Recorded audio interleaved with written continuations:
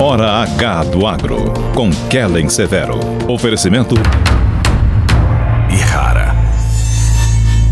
Consórcio Massey Ferguson, a partir de R$ 1.470. Acesse cnmf.com.br. Olá, sejam muito bem-vindos ao Hora H do Agro, um programa onde discutimos e analisamos os temas que mais importam para o agronegócio brasileiro. Missão China. Retomada das exportações de carne bovina brasileira e habilitação de novos frigoríficos são anunciados nos primeiros dias de viagem. Setor Agro espera rediscutir protocolo sanitário para evitar novas suspensões de embarques e inseguranças no comércio de carne. Xi Jinping vai até Moscou e assina uma série de acordos com a Rússia. Os dois países falam em parceria estratégica para uma nova era.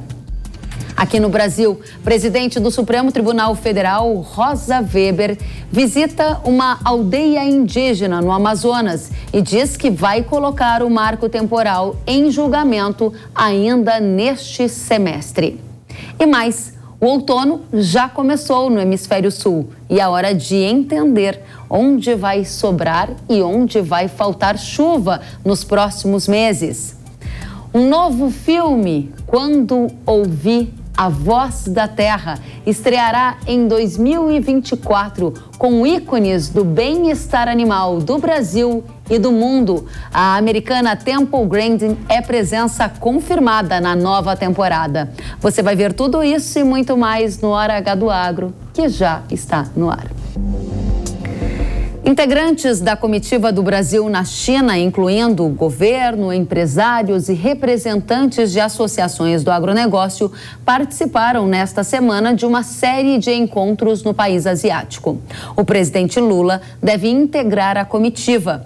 Desde o início do ano, o governo já visitou a Argentina, o Uruguai e os Estados Unidos em missões internacionais.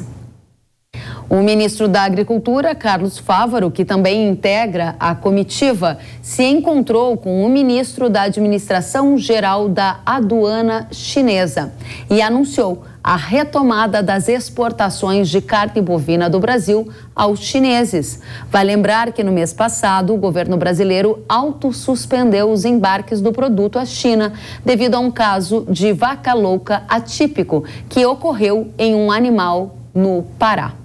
Nesta semana, os chineses também habilitaram 4 frigoríficos brasileiros para exportação e retiraram a suspensão de 2 frigoríficos que estavam embargados. Um deles, que estava sem exportar carne bovina desde agosto de 2022, e o outro, carne de frango, desde dezembro de 2021.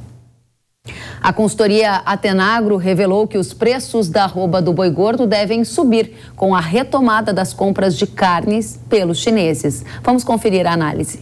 Cada 5 quilos de carne produzidas no mercado formal fiscalizado, 1 quilo foi embarcado para a China em 2022. Então esse é o peso, né? A hora que os chineses liberam a importação, a tendência é que os frigoríficos voltem a comprar o animal com padrão para exportação para a China. Isso eleva os preços no mercado, isso é uma pressão, né, de demanda forte, né? Claro, nós vamos ter que avaliar também qual é a força de oferta. Temos que lembrar que nós estamos num ano de baixa nos preços, né, ciclo pecuário de baixa, mas a tendência agora de curto prazo é uma reação nos preços, que já foi confirmada no primeiro dia de liberação das plantas frigoríficas a exportarem. Nós observamos aí um aumento de R$16 no preço da arroba do boi gordo paga na média das praças brasileiras. Muito obrigada, Maurício Nogueira, da Atenagro, pela análise aqui na Jovem Pan News. E a expectativa é que nos próximos dias sejam feitos novos anúncios para a cadeia do agro. Vamos até a China saber quais são as perspectivas e o saldo até o momento. Eu converso com Suemi Mori, diretora de Relações Internacionais da Confederação da Agricultura e Pecuária do Brasil. Obrigada, Kellen. Obrigada pelo convite para estar aqui de novo. Merece. Conta pra gente qual o saldo dessa comitiva até o momento. Bom, acho que até o momento, os 2 principais anúncios que nós tivemos foi a retirada do embargo das exportações de carne bovina, né? Existia uma expectativa muito grande de que acontecesse, a gente não sabia se ia acontecer nessa preliminar, que é a visita do ministro, ou que se seria com o presidente, e uma ótima notícia que foi a habilitação de quatro plantas frigoríficas, e que não acontecia desde 2019, a China não habilitava nenhuma planta do Brasil. Então, eu acho que do saldo que a gente teve aqui nesse início de missão, esses foram os principais anúncios. Então, a gente volta a exportar carne bovina para a China. Essa é uma notícia que era muito esperada. Desde o fim de fevereiro, a gente estava com a autossuspensão e na carona ainda vieram essas novas habilitações. O que isso sinaliza para você? É uma proximidade maior? É uma condição mais favorável para o setor de carnes? Inclusive, na comitiva do agro, um grande número de empresários também do setor frigorífico, associações ligadas à proteína animal estão por aí, né? A proteína, os representantes do setor de proteína animal, tanto associações quanto empresários, estão em peso na comitiva, né? Na verdade, é um setor muito presente fora do Brasil. Eu acho que é o setor que acompanha mais, inclusive, essas missões empresariais, essas missões institucionais como essa que está acontecendo aqui agora. É muito positivo esse sinal. Quando acontece uma visita, seja ministerial ou seja presidencial, a expectativa é que os processos que estão em negociação se acelerem, né, para que tenham anúncios concretos para elevar a relação bilateral. Muito bem. Agora, uma questão que chama a nossa atenção, Suemi, eu gostaria dessas informações de bastidores direto da China, é o processo de revisão desse protocolo que o Brasil tem com a China no que se refere ao autoembargo, à medida em que há uma suspeita de um caso, como foi, um caso atípico de vaca louca, que não oferece risco à saúde do consumidor. Ainda assim, a gente ficou um mês sem exportar para a China. Esse protocolo vai ser revisto? Há uma possibilidade disso acontecer nessa missão? A CNA colocou isso como pauta prioritária, apresentou isso para o Ministério da Agricultura, junto com outros representantes do setor de proteína animal também. Temos uma expectativa de que haja uma sinalização do governo chinês para a abertura dessa negociação, né, dessa revisão, para que o retorno pós-embargo, pós-confirmação de um caso atípico, retorne automaticamente às exportações. Da última vez que isso aconteceu em 2021, o mercado ficou fechado mais de 120 dias, foram mais de 3 meses e foi um prejuízo muito grande para o setor. A ideia sugerida pela CNA é que retorne automaticamente assim que sai o laudo da contraprova internacional, confirmando um eventual caso atípico, que foi o que aconteceu agora em 2023. Imediatamente no outro dia as exportações voltariam. Essa é a proposta de vocês? A proposta é que tenha pelo menos um prazo para retorno, né? Porque hoje ele não fala, o protocolo hoje não coloca prazo nenhum para retorno, só para a interrupção automática das exportações do lado brasileiro, mas não há nenhuma previsão de retorno do lado chinês. Então, assim, que seja automático ou que tenha um prazo específico, mas que tenha alguma questão, alguma expectativa determinada no próprio protocolo. Algum sinal que você tenha capturado aí na missão Brasil-China de que há condições mais favoráveis agora para a revisão desse protocolo do que haviam no passado? Sim, eu acho que há condições para se iniciar um diálogo, não sei se isso vai começar especificamente aqui, mas o diálogo entre as autoridades sanitárias chinesas e as autoridades sanitárias brasileiras está indo muito bem. Então, por isso que eu acho que é uma expectativa positiva. Muito bem. Além do setor de carnes, que foi o foco da nossa atenção nessa primeira parte da nossa conversa, há vários outros setores do agronegócio representados aí.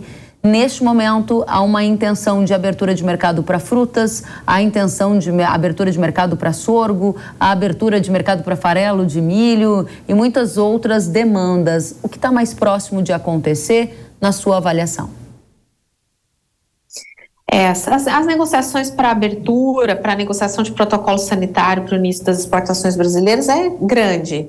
Essas negociações acontecem há anos em alguns casos.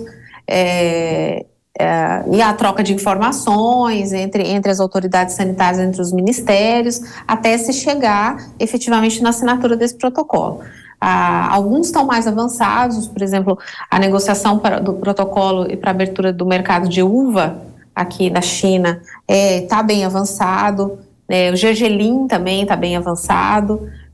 Se ele vai ser aberto agora, mas sem dúvida nenhuma acelera o processo, como eu falei, né? O processo negocial para abertura é acelerado na expectativa de uma visita como essa que está acontecendo agora.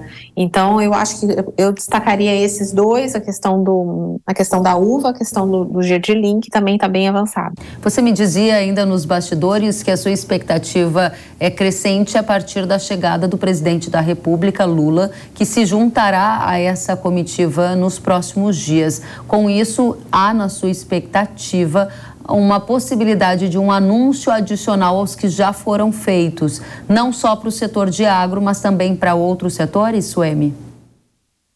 Exatamente, né? Assim, quando um presidente da República é a visita de mais alto nível que tem entre presidentes, então a expectativa é que sejam assinados outros acordos, em que sejam iniciados projetos, em que hajam anúncios relevantes, não só para o setor agro, mas para outros setores onde a China é um importante parceiro do Brasil. E a China, em termos comerciais, por exemplo, é o nosso principal parceiro. Muito bem, a gente vai tratar disso já já. Eu volto com você em um instante. A China é sim o nosso principal parceiro. Dados da própria CNA indicam que a China é o destino de quase 32% das exportações do agro. Vamos acompanhar? Para quem assiste a gente pela televisão, é possível observar os principais destinos das exportações do agro brasileiro. A China aparece em primeiro lugar, com 31,9%. A União Europeia em segundo lugar, com 16,1%. Seguida dos Estados Unidos, com 6,6%. Irã, 2,6% e Japão, 2,7%. Ou seja, a China é sim o principal destino das exportações do agro brasileiro. E se por um lado isso aparece como uma oportunidade, de outro lado, o Suemi aparece como um desafio de concentração desse mercado. Você se preocupa com esse fator? Só para a gente trazer um dado para a nossa audiência, desde o dia 23 de fevereiro, quando houve o alto embargo do Brasil no envio de carnes para a China, até agora, 23 de março, quando foi anunciada a reabertura, a arroba do boi gordo em São Paulo recuou cerca de 5%, de acordo com o CPEA, fruto dessa ausência das compras chinesas. É um risco para o Brasil essa autoconcentração? É um risco para qualquer país, né? A concentração de destinos e de produtos é um risco. Eu falo, e quando me perguntam se o Brasil deveria vender menos para a China, eu falo de forma nenhuma, a gente tem que vender muito mais. O que acontece é que a gente tem que vender mais para outros mercados também. Para que não fique na dependência tão grande de um só. Dos 159 bilhões que a gente vendeu de dólares, que o Brasil vendeu em produtos agropecuários em 2022, 51 bilhões foram para a China, que é esse valor que você colocou de 32% da participação. Então, é um risco, a gente precisa diversificar destinos, o Brasil tem potencial para isso, e diversificar produtos também. Então, os principais produtos que a gente manda para a China, então, especialmente soja em grãos, a gente está falando de carne bovina, mas soja em grãos é mais concentrado ainda aqui na China, é uma dependência, então é um trabalho a ser feito, tanto conjunto do setor privado com o governo. Muito bem, esse trabalho a ser feito, porque há pouco eu li um artigo de um economista focado em área agrícola lá na Unicamp, e ele dizia que o Brasil está se tornando cada vez mais um expert em atender os chineses. Mas, ao mesmo tempo, a gente vê a China fazendo outros tipos de movimentos geopolíticos, inclusive nessa semana, uma aproximação entre China e Rússia. Há quem diga que no longo prazo isso pode significar um risco para o agro do Brasil. Qual a sua avaliação, Suemi? Olha, eu acho que o agro, em termos comerciais, é muito pragmático, né? Assim, o Brasil é o principal fornecedor de alimentos para a China, então é uma relação de codependência se você colocar em alguns produtos específicos, né? E soja é o principal deles. Eu acho que a China tem uma política de aumentar a sua produção interna de certos alimentos, focados na questão da segurança alimentar, e também aumentar a sua diversidade de fornecedores, por um risco também ligado à segurança alimentar. Então, a gente acompanha esses movimentos na CNA, A China solta todos os anos um documento que chama Agricultural Outlook, fazendo uma previsão de produção, de importação de produtos, dos principais produtos agropecuários daqui. Então a gente está atento a isso. Esse documento traz, por exemplo, uma previsão de redução das exportações de soja. O valor, ainda a China não tem condições de ser autossuficiente na sua produção para abastecer o que ela necessita de soja, mas já sinalizando uma desaceleração desse crescimento que a gente viu acontecer nos últimos anos e que o Brasil foi um país extremamente beneficiado. Então, é muito importante que o Brasil trabalhe na ampliação da sua rede de parceiros comerciais tão relevantes. E isso vai acontecer aqui para a Ásia, porque o aumento do consumo dos alimentos está muito relacionado ao aumento populacional e aumento de renda. E todos os dados mundiais apontam, dados da FAO, dados do Banco Mundial, que onde se cresce, qual lado do mundo que está crescendo renda e população é aqui Oriente Médio e Ásia. Então nós precisamos ampliar nossa rede de parceiros, ampliar nossos acordos comerciais para essa região aqui. Suemi Mori, muito obrigada pelas informações direto da China, na missão Brasil-China, trazendo as últimas atualizações para a nossa audiência na Jovem Pan News. Volte sempre, é muito bem-vinda. Obrigada, Kellen. Eu que agradeço. A gente agradece e segue em frente. Nesta semana, o presidente da China, Xi Jinping, viajou até a Rússia. Os dois países firmaram 14 acordos envolvendo a área econômica, mas também o setor de tecnologia e mídia. A agência de notícias oficial do governo chinês destacou que ambos os lados concordaram em seguir com os princípios de cooperação e aprofundar uma parceria estratégica para o que chamaram de uma nova era. A agência chinesa destacou também que consolidar as relações de longo prazo com a Rússia é uma escolha estratégica que não será alterada por qualquer reviravolta de acontecimentos. Xi Jinping havia afirmado que iria propor um plano de paz para a guerra na Ucrânia durante a ida a Moscou, mas nenhum acordo neste sentido foi firmado. E a gente segue em frente, é hora de analisar essa situação com o professor de Relações Internacionais da ESPM, Gunther Hudzit. Acertei, professor, mais ou menos, né?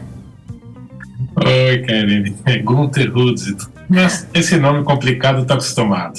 Muito obrigada pela generosidade, pela paciência. Desculpe o erro de pronúncia. O que a gente quer aproveitar aqui a sua presença, agradecendo desde já, é para entender o que esta nova era, né, entre Rússia e China. A assinatura desses acordos indica que já estamos nesta nova era da geopolítica, professor? Olha, Karen, esses dois países são os dois principais que vêm questionando a ordem internacional estabelecida pelos Estados Unidos e seus aliados desde o fim da Segunda Guerra Mundial, o que a gente chama de uma ordem internacional liberal. Liberal por quê? É baseado nos princípios liberais da Europa Ocidental. E para nós não faz muita diferença porque o Brasil é parte da nossa cultura, é uma cultura europeia. Então, desde 2008, quando teve a crise econômica, financeira, é que esses dois países vêm começando a crescer essas críticas e que vieram ganhando corpo nos últimos anos. Então, eles querem relativizar alguns pontos dessa ordem, como, por exemplo, o entendimento do que é democracia, o entendimento do que são os direitos humanos e, principalmente, relativizar qual é o papel do Estado na economia e no livre comércio. Então aí é que tem o encontro desses interesses entre russos e chineses se contrapondo ao Ocidente como um todo.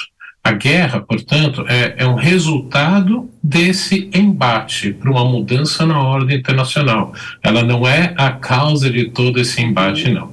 É um movimento anti-Ocidente que já começou e que o senhor diz que a gente dá mais um passo nessa direção quando vê esses acordos e alianças entre Rússia e China sendo firmados publicamente mais uma vez. Isso, porque se antes desse conflito eles agiam de uma forma quase que independente, Um dos símbolos talvez mais próximos de uma tentativa de grupo foi a criação dos BRIC, depois BRICS, lá atrás em 2009, não à toa 2009, né, no meio da crise financeira, mas com a visita de Vladimir Putin à China ano passado, em 4 de fevereiro, 20 dias antes, né, de começar a guerra, quando fizeram uma declaração, a primeira, né, de uma nova fase, de uma nova ordem internacional, essas relações vêm se aprofundando, mas aí a gente tem que sentir que houve uma diferença nesse pronunciamento. E quem acompanha um pouco a China sabe que palavras têm muito peso para eles. Dessa vez não foi mencionada, né, uma relação sem limites, ou seja, o governo chinês já colocou um passo atrás do que vinha falando um ano atrás, quando parecia que Vladimir Putin ia ganhar essa guerra muito rapidamente e aí sim teríamos entrado numa nova era. Não entramos, estamos no meio de uma transição que nós não sabemos para onde vai e quando termina. Pois é, professor, ainda sobre palavras e o peso disso para a economia chinesa, para a gestão chinesa, existe o dito e o não dito. O que não foi dito que, na sua avaliação, pode sinalizar para algo importante a ponto da gente entender o que vem por aí nesta nova era e os efeitos na geopolítica? Por mais que o presidente Xi Jinping ou Vladimir Putin não procurem dizer, especialmente Xi Jinping não diga que essas relações são contra os Estados Unidos, efetivamente essa parceria é contra os Estados Unidos e é contra todos esses princípios que eu mencionei. E, portanto, o que nós caminhamos, por mais, de novo, que o presidente Xi Jinping diga em contrário, ou dessa vez não falou tanto, nós caminhamos para um mundo que vai ter 2 novas alianças formadas e que vão buscar apoios internacionais. É isso que nos interessa, porque o Brasil, como um ator importante no mundo, vai ser disputado pelos 2 lados. E nós temos interesses tanto do lado ocidental, americano e europeu, quanto do chinês, principalmente o nosso agronegócio. O senhor está dizendo que então o Brasil vai ser disputado pelos 2 lados, diz que essa nova era da geopolítica e esses movimentos anti-ocidente numa aliança entre China e Rússia já começaram, e no centro dessa disputa do Brasil, por um desses 2 lados, está o agronegócio, que é um dos setores mais internacionalizados da economia brasileira. Que tipo de efeito a aproximação China e Rússia pode gerar ao agro brasileiro na sua avaliação, professor? Nesse primeiro momento, eu não vejo como deva ser afetado diretamente a pressão sobre o Brasil, e aí não é só sobre o Brasil. O Brasil é como um grande país, uma grande economia e um grande fornecedor de alimentos internacionais. O voto brasileiro sempre é importante, para começar aqui pela América do Sul e também por outros países, principalmente na África. Não esqueçamos que a África tem 54 países e nos órgãos multilaterais, esses 54 países são disputadíssimos porque dão a legitimidade, qual lado tem mais apoio. Então, por isso que o voto brasileiro, cada vez que se tem uma discussão sobre essa guerra na Ucrânia, ele é muito observado pelos 2 lados e pelos outros países. Não acho que vamos sofrer algo nesse momento, porque no momento em que há uma crise, dos alimentos internacionais, o Brasil é um grande fornecedor e, portanto, estabilizador desses preços internacionais. Qualquer problema que leve a uma falta dos nossos produtos nos mercados internacionais podem gerar crises políticas em vários países, como a gente já viu em Bangladesh, como a gente já viu no Peru, como a gente já viu em vários outros. Então, o nosso voto nos órgãos multilaterais é importante e, portanto, não devemos sofrer, por enquanto, não sabemos para onde o mundo vai, essa pressão por alinhar mais ou não e, consequentemente, as nossas exportações. Nesse movimento que o senhor disse que não sabe para onde vai, uma tentativa de todos nós de entender como será a geopolítica num futuro muito breve, nós vimos nessa semana a China ao lado do Irã e da Arábia Saudita. Foi uma foto emblemática. Lhe chamou a atenção esse movimento do governo chinês de alguma forma? Se sim, por quê? Muito. Chamou a atenção de todos os analistas, principalmente daqueles que acompanham um pouco mais a região do Oriente Médio, porque a China nunca foi um grande ator na região. E um dos grandes pontos para alçar a China a um grande ator internacional, a verdadeiramente uma superpotência, fora o aspecto militar, que é essencial e a China ainda não tem, é conseguir resolver os problemas regionais pelo mundo afora. E, portanto, conseguir fazer com que esses dois rivais regionais restabelecessem relações diplomáticas e numa cerimônia em Pequim estava completamente fora do radar dos analistas internacionais.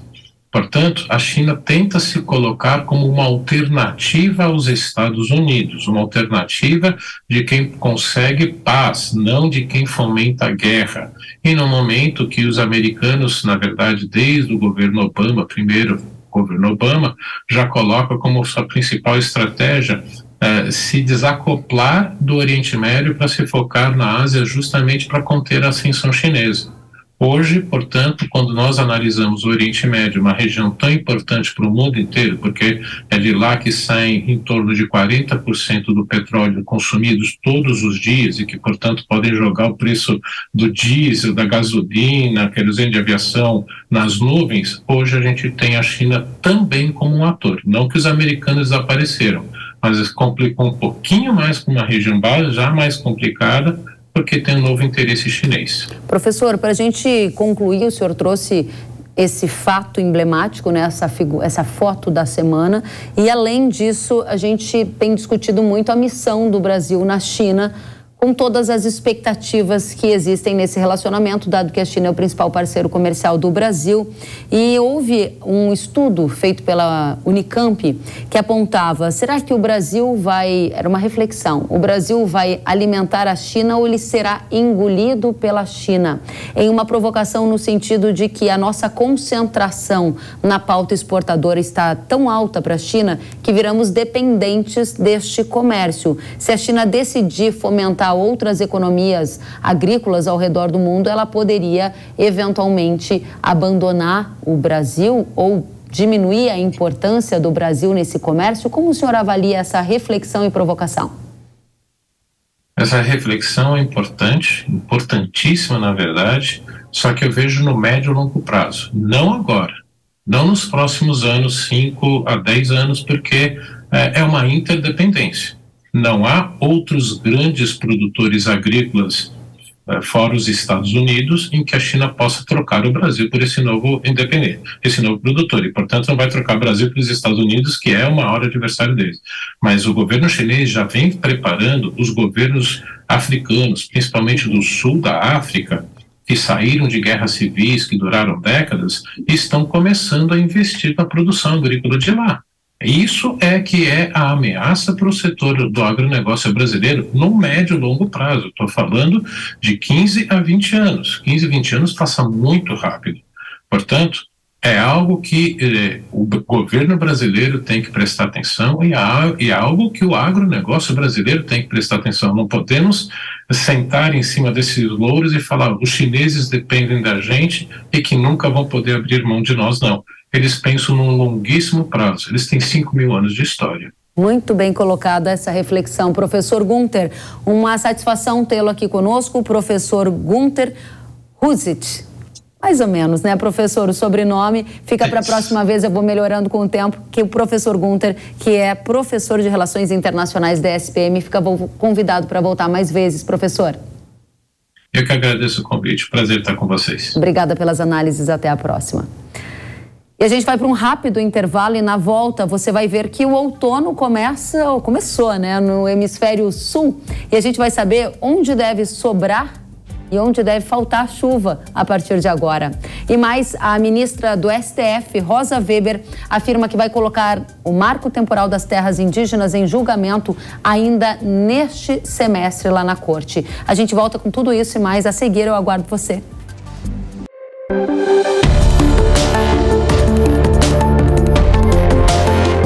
Hora H do Agro, com Kellen Severo. Sabia que o Brasil é um dos maiores produtores de soja e milho no mundo?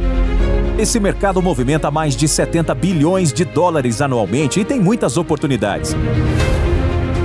Com o curso de comercialização de soja e milho da NIL, você aprende a negociar preços em bolsas internacionais e proteger seu capital. O professor João Birkan tem mais de 60 anos de experiência e vai te ensinar como ganhar dinheiro no agronegócio.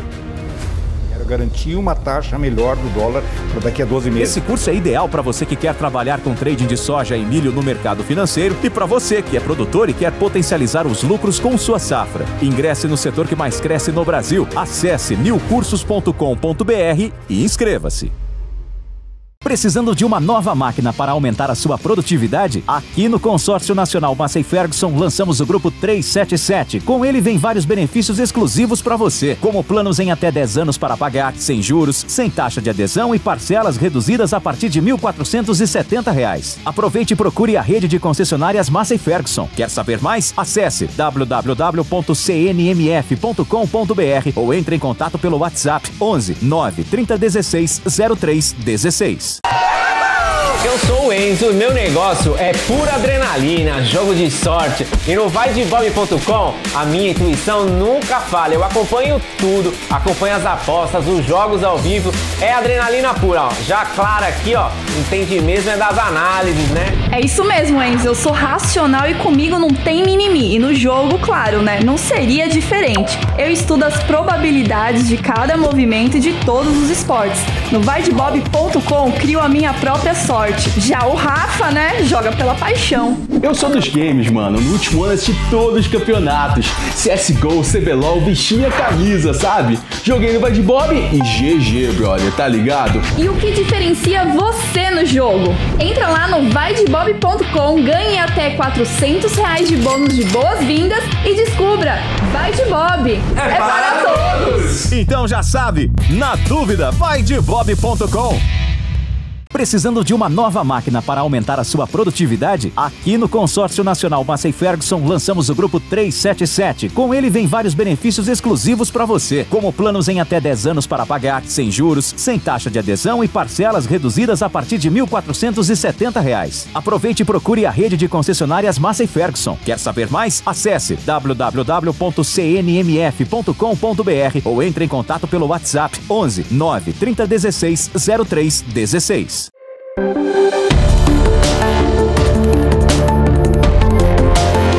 Hora H do Agro, com Kellen Severo. Estamos de volta com Hora H do Agro aqui na Jovem Pan News. E começou nesta semana o outono no Hemisfério Sul.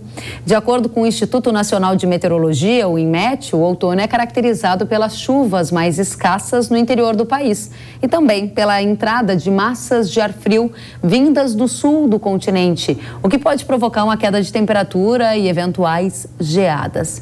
Como será o outono para os agricultores brasileiros? Marco Antônio dos Santos, nosso convidado, agrometeorologista da Rural Clima, vai contar pra gente. Seja muito bem-vindo, Marco Antônio. Eu que agradeço, Kelly, é um prazer, uma honra sempre estar aqui com você. Muito obrigada, a gente é que agradece. Conte pra gente, o outono vai ser marcado por chuvas acima da média, abaixo da média, dentro da média. Tem aí já um mapa, o que a gente pode esperar? Olha, Kelly, pelo menos a gente vai ter que dividir o outono, né, em duas partes. Primeiro, os primeiros 45 dias, porque diferentemente do que aconteceu, Kelly, nos últimos 2 outonos, tanto de 21 quanto 22, onde as chuvas cortaram mais cedo, né, já no finalzinho de março, início de abril, que as chuvas cortaram e trouxeram prejuízos para o milho safrinha aqui no Brasil, a tendência esse ano é de as chuvas se estenderem um pouco mais agora em abril. Dificilmente a gente vai ter um corte prematuro, como nós vimos nesses últimos 2 anos. Então, o abril ainda deverá ser marcado por chuvas, pelo menos até meados ali de abril, pelo menos até a 3ª semana de abril ali, ainda tem chuvas, o que vai garantir uma boa condição. Veja aí no mapa, né, que está na tela, que tem chuvas. Lógico que essas chuvas não são volumosas, não são aquelas chuvas como ocorreram agora nas últimas semanas ou ao longo de todo o verão, principalmente nas regiões do Cerrado, onde chovia-se todo dia. Agora não, as chuvas começam a ficar um pouco mais espaçadas. Mas falar que vai faltar chuvas, ou que essas chuvas vão trazer prejuízos para o milho ou para as culturas de segunda safra, aí já é um pouco prematuro, porque as chuvas devem se estender. Já maio, aí não. Maio já começa a ter aquelas pancadas de chuvas esporádicas. As chuvas tendem a ficar, como vocês podem ver aí, ficar mais ao sul, que é normal para essa época do ano também. As chuvas começam a descer e aí você tem chuvas muito mais concentradas de São Paulo, Mato Grosso do Sul para baixo, já englobando aí o Paraguai e a Argentina, né? Isso também vai ser uma boa condição para as culturas tanto de inverno quanto de segunda safra no Paraná, no Mato Grosso do Sul, no Paraguai, até mesmo em São Paulo. E aí já olhe para São Paulo, para o sul de Minas, com as culturas do café, da cana-de-açúcar, né, que vão ser beneficiadas por esse prolongamento das chuvas. E ao junho, aí junho já começa aquela condição, se a gente pôr o mapa aí de junho, reparem que ainda tem algumas chuvas, podemos ter algumas pancadas, mas aí seriam uma ou outra pancada bastante isolada, e mesmo o mapa mostrando essa cor verde, praticamente todo o Brasil, nós não acreditamos que essa chuva vai ter toda essa abrangência, principalmente sobre o Mato Grosso, Goiás, Minas Gerais, né? Há uma tendência de as chuvas ficarem um pouco mais irregulares. E, de uma forma geral, as chuvas voltam para o sul, né? Que você falou muito bem, que o outono começou na última segunda-feira, dia 20, mas com o outono também se terminou a laninha, né? Que essa que é a grande notícia também. Então, com o fim da laninha, nós estamos tendo um aquecimento das águas do Pacífico. E o fato das águas do Pacífico estarem num processo de aquecimento, isso vai fazer com que esse outono seja um pouco mais úmido do que foi os últimos 2 outonos e, principalmente, as chuvas retornando para o sul. Excelente. Então, um outono mais úmido e com as chuvas retornando, na sua leitura, significa que a gente tem potencial para uma segunda safra de milho cheia ou até recorde, mesmo com o plantio tendo sido feito em algumas áreas fora da janela ideal? Olha, Kelly, se olhar só a parte de água, que aí eu vou falar chuva, né? Só a parte hídrica, eu acho que sim, temos condições, sim. Mas o grande problema, e aí você frisou isso muito bem, né? Se você pegar o Paraná, Mato Grosso do Sul, sul de São Paulo e até Minas, foram os estados que mais estão atrasados com o plantio do milho safrinha, né? Eu tenho clientes, e a gente sabe de outros, que estão plantando agora, nessa semana. Ou seja, estamos na última semana agora, entrando na última semana de março, ainda com plantio de milho safrinha. Algo meio que inédito, né? A gente vê uma ou outra regiãozinha, micro-região plantando, mas aí mas não, tem muita área ainda para ser plantada. Isso me assusta um pouco. Mas quando você olha os principais estados produtores, Mato Grosso, Sudoeste Goiano, aí né, o norte do Mato Grosso do Sul, e principalmente Mato Grosso e Goiás, que plantaram quase 80% da sua safra dentro do mês de fevereiro. E com essas chuvas se alongando, isso dá uma tendência, sim, de que podemos ter uma safra de milho recorde aqui no Brasil. Até porque, mesmo o Paraná e Mato Grosso do Sul, que ainda estão finalizando o plantio, há uma tendência de as chuvas se estenderem para o mês de maio. Então, isso também dá. Lógico que tira o potencial produtivo, então não vai ter mais aquele potencial, mas a produção ainda vai ser alta aqui no Brasil. Salvo, como você disse no início ali, né, da matéria, salvo se tiver alguma geada. Exatamente. Antes da gente entrar em geada, só para fechar esse ponto sobre a expectativa de produção do milho segunda safra, a condição de um outono mais úmido, os estados que podem ter desafios maiores em relação à escassez de chuva, pelos seus mapas, você chamaria a atenção de 2, pelo menos? Quais seriam? São Paulo e Minas Gerais. E aquela região mais leste de Goiás, que eles falam lá, as regiões da Estrada de Ferro, e aquela região mais norte, ou até mesmo sul do Tocantins, né, essas regiões. Só que, desculpe a minha sinceridade para quem está assistindo e é dessa área, mas eles são áreas que não têm tanta relevância na produção de milho safrinha como o Mato Grosso, um sudoeste goiano, um Paraná. né? São altos, são produtores também fortes, tem muito milho, mas mesmo que esteja alguma quebra, a influência deles, principalmente São Paulo e Minas, não é tão grande quando se quebrasse o Mato Grosso, o Goiás, né? Então, o que eu vejo é Minas com problemas por conta desse plantio tardio e um final de abril e um maio mais seco, e para o Paraná, Mato Grosso do Sul ou até mesmo o sul de São Paulo, essas áreas, né, esse prolongamento, Kellen, me assusta um pouco, porque normalmente em anos de plantio dentro da normalidade, a gente fala que o limite para ter geada é ali até final de maio, início de junho. Se depois se gear depois do dia 5 de junho em diante, dificilmente você vai ter uma quebra significativa. Pode ter alguma quebra, mas não significativa. Esse ano não. Esse ano, só para você ter uma ideia, nos nossos levantamentos a gente colocou a data limite de geada no dia 20 de junho.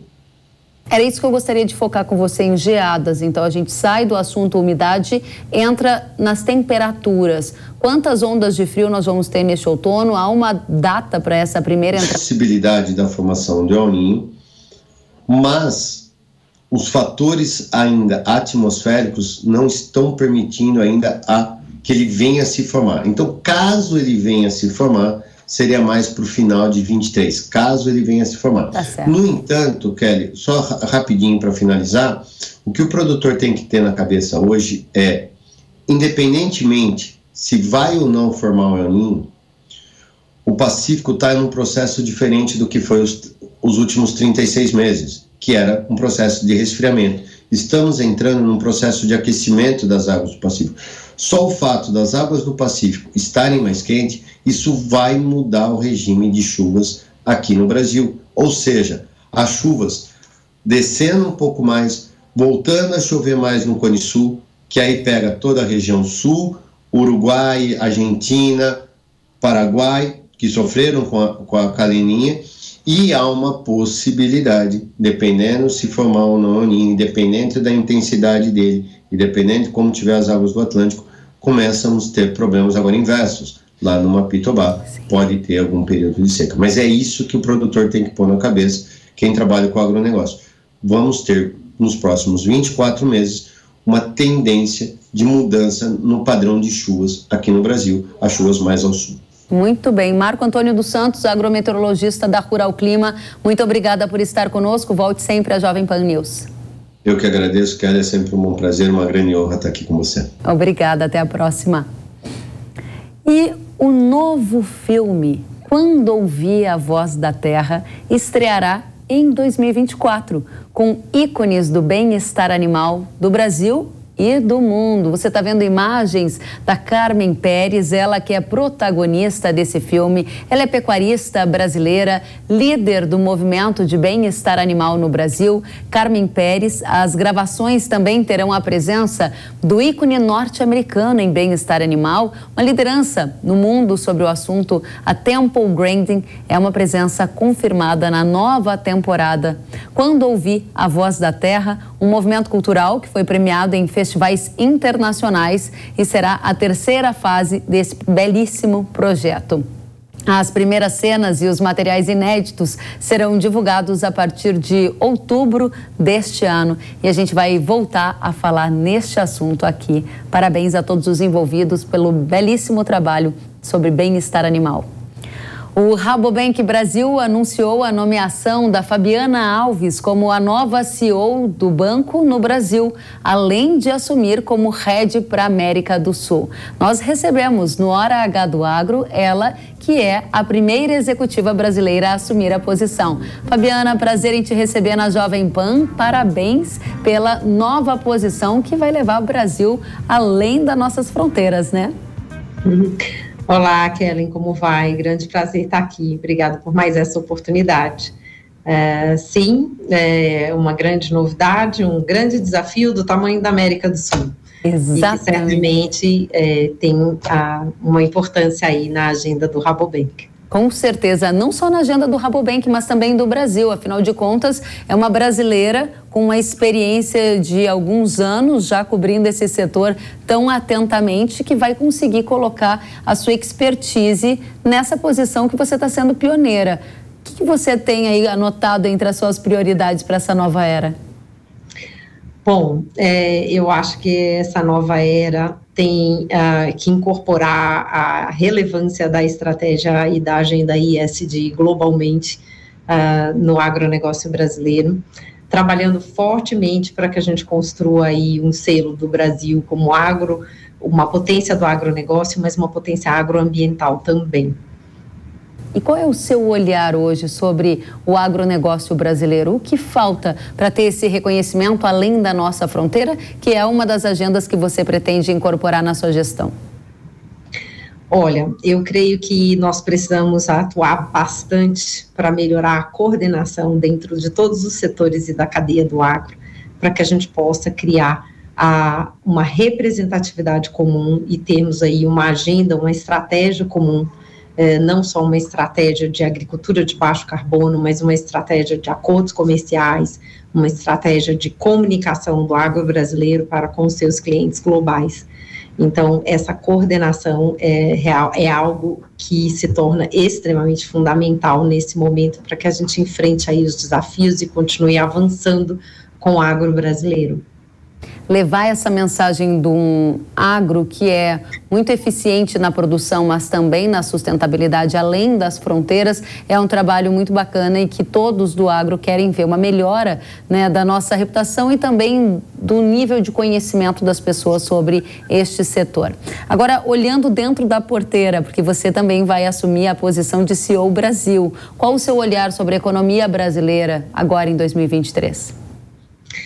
Bom, eu acho que a economia brasileira tem aí os seus grandes desafios, né, de equacionar a agenda estratégica do Brasil, a agenda econômica para os próximos anos, e eu acho que o áudio, voltando, de ter um plano para o país, né, para os próximos anos, onde certamente o agronegócio precisa ter o seu lugar alinhado com a sua relevância econômica para o país.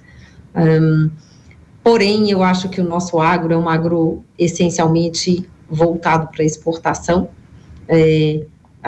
e, portanto, nós precisamos aí olhar para o que são as demandas do nosso cliente global. Isso não significa que não precisamos também ter atenção ao fato de que nós somos o maior exportador do mundo, mas ainda temos aí uma situação de pobreza e de fome no nosso país. Então, são desafios enormes.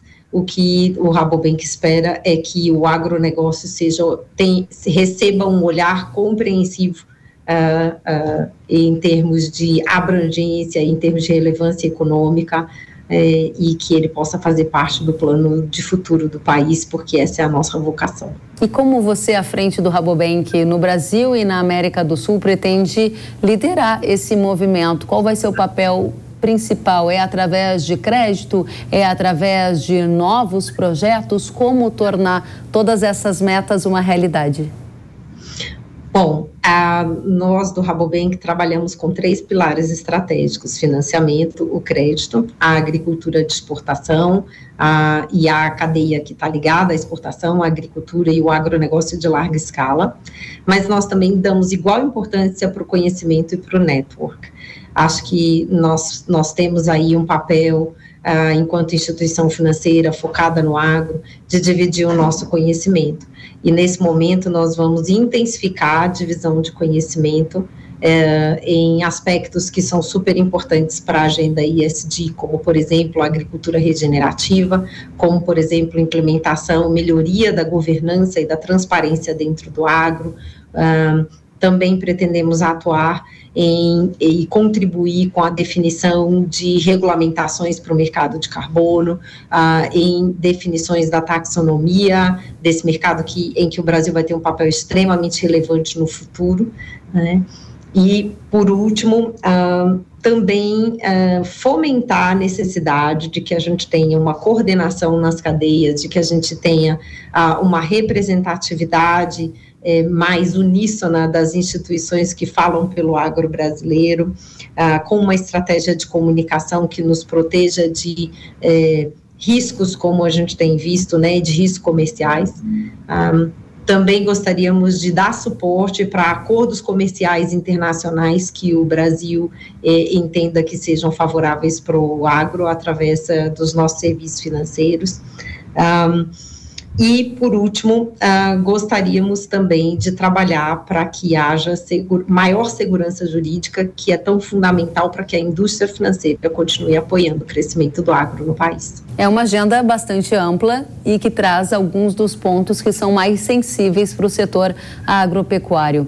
Como priorizar, como gerir tudo isso nessa sua nova era, deixando aqui o encerramento, a sua mensagem final para a nossa audiência. Bom, a grande prioridade vai ser ajudar os nossos clientes a implementar uma agricultura de baixo carbono, que possa ser um exemplo, não só para todo o agronegócio brasileiro, mas também para o agronegócio mundial, e que os nossos clientes que não estão ligados à produção primária, mas que estão na cadeia, implementem a sua agenda ESG, para que eles possam também entregar os compromissos internacionais que eles já estabeleceram em termos de redução das emissões de carbono e em termos de contribuir com a gestão da crise climática. Fabiana Alves, CEO do Rabobank Brasil e Head para a América do Sul, parabéns pela posição e por levar o nome do Brasil além das nossas fronteiras. Fica aqui aberto o espaço para você voltar e nos contar sobre todas as conquistas que certamente você vai ter na sua nova jornada. Agradeço muito e a gente espera continuar contando com o jornalismo sério para nos apoiar também nessa jornada aí do agronegócio brasileiro, em função de todos os desafios que a gente vê aí, de diversas naturezas. Nós todos, os agentes do agro, precisamos trabalhar de uma forma unificada para construir essa marca do agro brasileiro sustentável. Muito obrigada, Fabiana. Sucesso. Até a próxima. Muito obrigada. E nesta semana, agora trocando de assunto, nesta semana a presidente do Supremo Tribunal Federal e do Conselho Nacional de Justiça, Rosa Weber, afirmou que vai colocar em pauta, ainda no primeiro semestre deste ano, o processo que julga o marco temporal das demarcações de terras. Quem nos acompanha pela TV está vendo uma imagem, que é a imagem da presidente do STF, Rosa Weber. Ela esteve em uma visita à aldeia Paraná, no Vale do Javari, Amazonas. A tese do marco temporal prevê que só devem ser demarcadas áreas em que os índios ocupavam até 1988, a data da promulgação da Constituição. O tema da demarcação está paralisado no STF, o tema do marco temporal, com um placar empatado. Um ministro votou a favor do fim, outro votou a favor da continuidade da regra como está. Uma mudança nessa regra trará impactos na segurança jurídica e no direito de propriedade no Brasil. Por isso, esse é um tema que importa demais e interessa demais ao agronegócio brasileiro. E antes de encerrarmos, eu tenho um recadinho para você. A cigarrinha está dando trabalho aí no seu milharal? Muitos produtores estão relatando dificuldades com a praga, que vem ameaçando a produtividade do milho desde as últimas safras. Mas essa é a hora H para você acabar com a cigarrinha e proteger a sua plantação. Zeus é o inseticida da Yara com efeito de choque e residual únicos, que já proporcionou resultados eficientes em incontáveis lavouras e conquistou muitos produtores. Zeus possui ação translaminar e sistêmica, o que confere uma completa proteção das plantas e age por contato e ingestão, levando as pragas à morte muito mais rápido. Não deixe a cigarrinha comprometer a produtividade e a qualidade do seu milharal. Com Zeus, você eleva a proteção a outro patamar. Acesse Yara.com.br ou o QR Code que está aparecendo na sua tela e saiba mais sobre Zeus. O Hora H do Agro fica por aqui. Eu desejo a todos uma excelente semana. Obrigada pela companhia. Até a próxima. Tchau.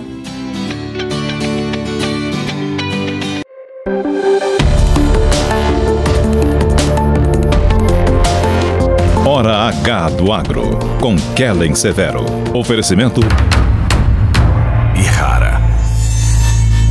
Consórcio Massey Ferguson, a partir de R$ 1.470. Acesse cnmf.com.br. Realização Jovem Pan News.